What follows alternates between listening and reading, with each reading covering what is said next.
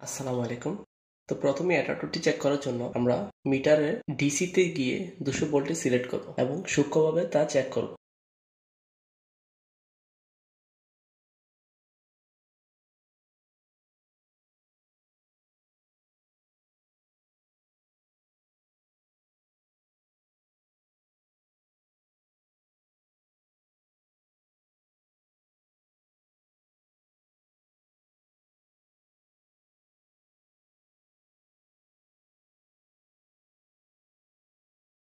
আমার অ্যাডাপ্টারটি ভালো আছে, 21 পয়েন্ট আছে। তো এখন আমরা এসি ভোল্ট চেক করব। এসি ভোল্ট চেক করার জন্য আমরা এসিতে গিয়ে 600 নির্বাচন করব। সাবধানতার সাথে আমরা চেক করব, কারণ এটা এসি ভোল্ট। আমার অলরেডি প্লাগিং করা আছে, সাবধানতার সাথে আমরা চেক করব।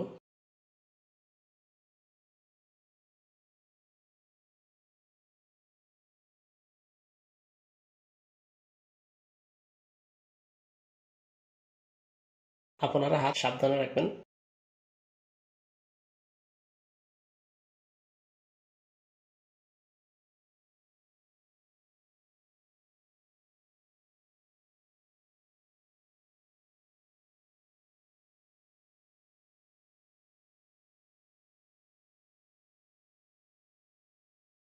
হ্যাঁ, এই মুহূর্তে আমরা দেখতে পাচ্ছি 244 কি 45, হ্যাঁ 244 ভোল্ট আছে।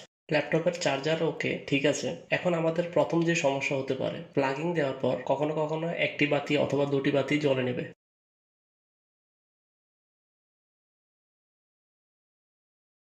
আর দ্বিতীয় সমস্যাটি হচ্ছে ল্যাপটপ স্লো করে, চার্জ দেওয়ার পর স্লো হয়। তো এটার সমাধান হচ্ছে দুটি।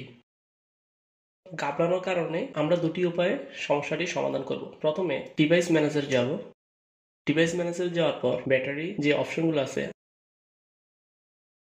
আমার এখানে দুটো অপশন দেখাচ্ছে, কখনো কখনো তিনটে বা চারটি অপশনও দেখাতে পারে। আমরা সবগুলোকে আনইনস্টল করব এবং ডিভাইস রিস্টার্ট করব। যদি এরপরেও সমস্যার সমাধান না হয়, সমস্যা নেই, আমরা দ্বিতীয় মেথডটি অ্যাপ্লাই করব। প্রথমে ল্যাপটপের চার্জার পিন খুলে রাখবেন এবং অ্যাডাপ্টারের নিচে যে তারটি তা শক্তভাবে ধরবেন।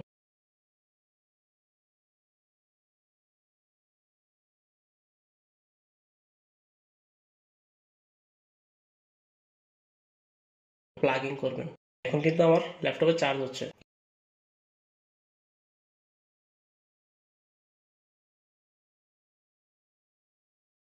লাইট ব্লিঙ্কিংও করছে না, তার মানে আমরা সমস্যার সমাধান খুঁজে পেলাম। আমাদের সমস্যা হচ্ছে অ্যাডাপ্টারের যে তারটা, তার সমস্যা।